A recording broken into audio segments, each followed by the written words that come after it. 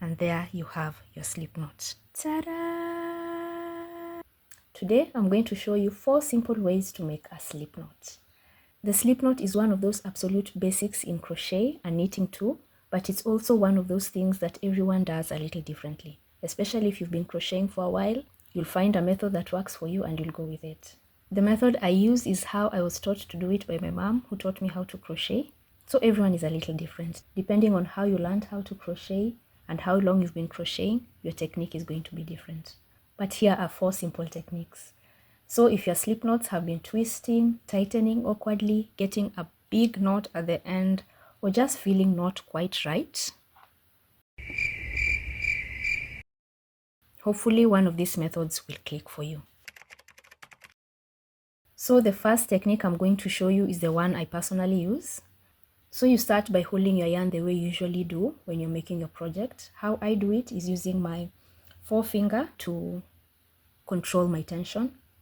So like that, I wind it a couple of times with your working yarn on your left and your tail end on the right. Lay the yarn across your fingers like this. Now instead of twisting randomly, you're going to form a loop. You take your crochet hook, take your thumb and your middle finger and hold the tail end of the yarn like so. Put your hook at the front of the yarn, twist, hold the cross that forms, yarn over and pull through the loop. Use the tail end to tighten as you're pulling up the loop and using the tension on your fingers to control the working yarn. And there you have it, a slip knot. One more time.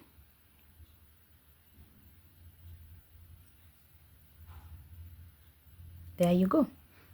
Use your working yarn to pull it up or to pull down. There.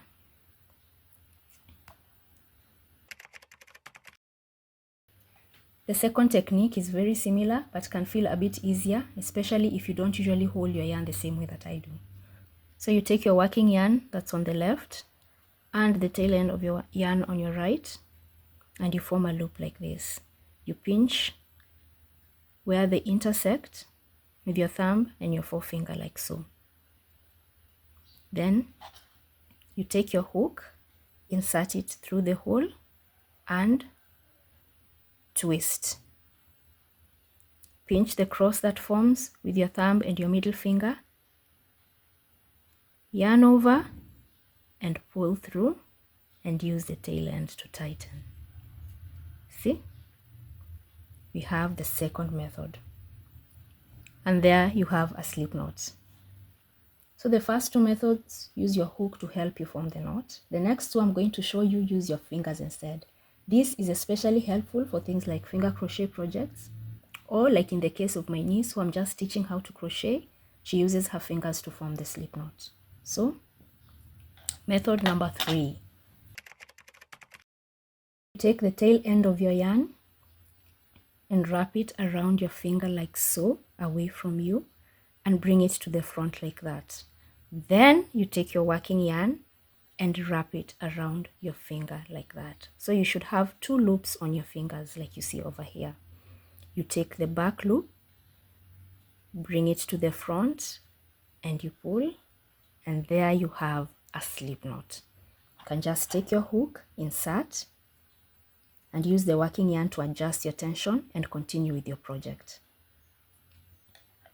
Or if you finger crochet, you can just continue with your fingers. Let's do that one more time.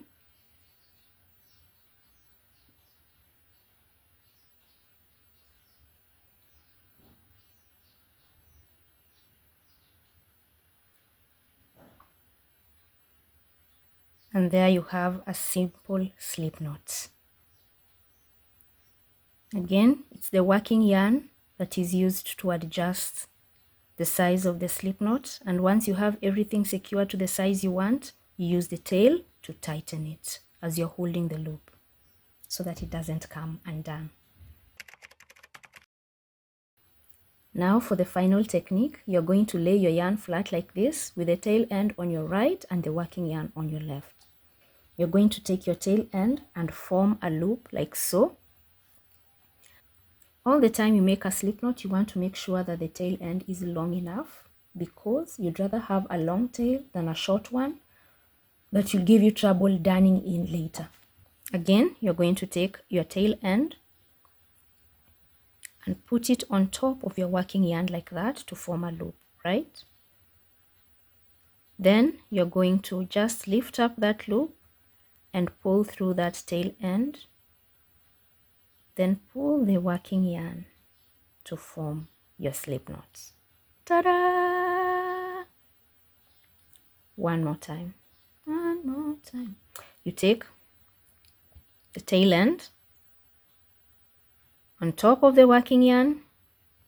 In the loop that forms, you insert your finger and pull that tail end through. Ta-da!